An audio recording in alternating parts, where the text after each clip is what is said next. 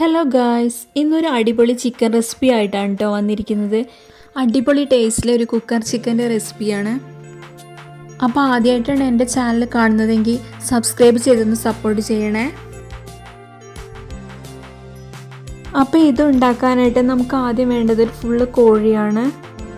എന്നിട്ട് അതിൻ്റെ രണ്ട് ഭാഗവും ഫുള്ളായിട്ട് ഇങ്ങനെ മീനിലൊക്കെ വരയിടുന്ന പോലെ നന്നായിട്ട് വരഞ്ഞു കൊടുക്കണം. എന്നാലേ അതിലേക്ക് മസാലയൊക്കെ നന്നായിട്ട് പിടിക്കുള്ളൂ.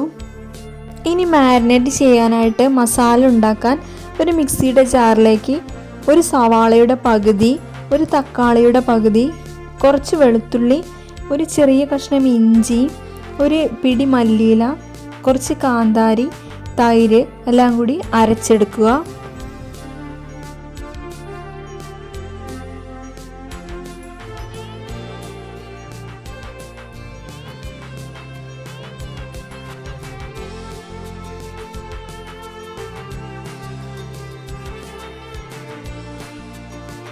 അപ്പം ഞാനിവിടെ എല്ലാം കൂടെ നന്നായിട്ട് അരച്ചെടുത്തിട്ടുണ്ട്. ഇത് ചിക്കനിലേക്ക് ഒഴിക്കുന്നുണ്ട്. ഇനി ഇതിലേക്ക് ആവശ്യമായ മസാലപ്പൊടികൾ ചേർത്ത് കൊടുക്കാം.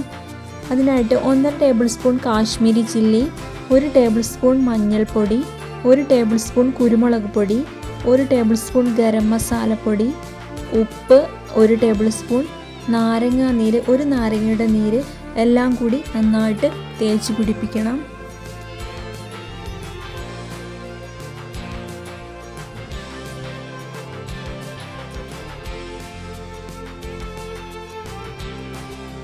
ചിക്കൻ്റെ ആ വരയിട്ട ഭാഗത്തേക്കും ഉള്ളിലേക്കും വേസ്റ്റ് ഹോളിലേക്കൊക്കെ നന്നായിട്ട് മസാല ആക്കി കൊടുക്കണം.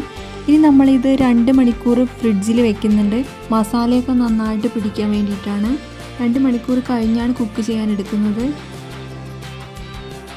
ഇപ്പോൾ 2 മണിക്കൂറിന് ശേഷം നമ്മൾ ഫ്രിഡ്ജിൽ നിന്ന് ചിക്കൻ എടുത്തിട്ടുണ്ട്. ഇനി നമ്മൾ കുക്കറിലാണ് ഇത് വേവിക്കുന്നത്. ഇതിനായിട്ട് നമ്മളൊരു കുക്കർ എടുത്തിട്ടുണ്ട്. അതിലേക്ക് കുറച്ച് ഓയിൽ ഒഴിച്ച് കൊടുക്കുന്നുണ്ട്. ഏകദേശം ഒരു 1/4 കപ്പോളം ഓയിലാണ് ഞാൻ ഒഴിച്ചിരിക്കുന്നത്. അതിലേക്ക് നമ്മൾ ചിക്കൻ എടുത്ത് വെക്കണം. ബാക്കി മസാല ഉണ്ടെങ്കിൽ ആ ചിക്കൻ്റെ മുകളിലേക്ക് ഇട്ട് കൊടുക്കുന്നുണ്ട്. 5 മിനിറ്റ് ലോ ടു മീഡിയം ഫ്ലെയിമിൽ വേവിക്കുക. പിന്നെ ഒരു 25 to 30 മിനിറ്റ് വരെ വേവിക്കണം. അതിൻ്റെ ഇടയ്ക്ക് ഞാനൊന്ന് തിരിച്ചിട്ട് കൊടുത്തിട്ടുണ്ടായിരുന്നു ചിക്കൻ.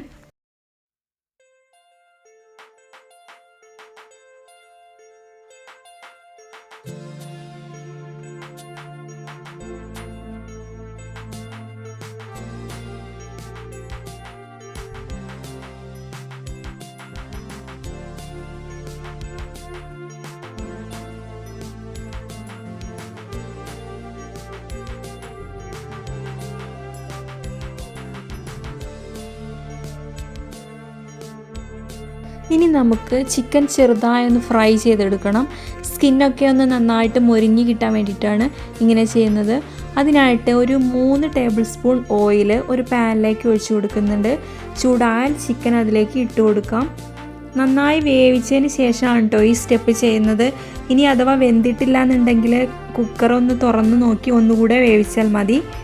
തിരിച്ചും മറിച്ചിട്ട് മൊരിച്ചെടുക്കുന്നുണ്ട്. അപ്പം നമ്മുടെ ചിക്കൻ ഇവിടെ റെഡി ആയിട്ടുണ്ട്. അപ്പോൾ ചിക്കൻ ചൂടോടെ സെർവ് ചെയ്യാം. പൊറോട്ടയുടെയോ കുബൂസിൻ്റെയൊക്കെ കൂടെ കഴിക്കാൻ നല്ല ടേസ്റ്റാണ്.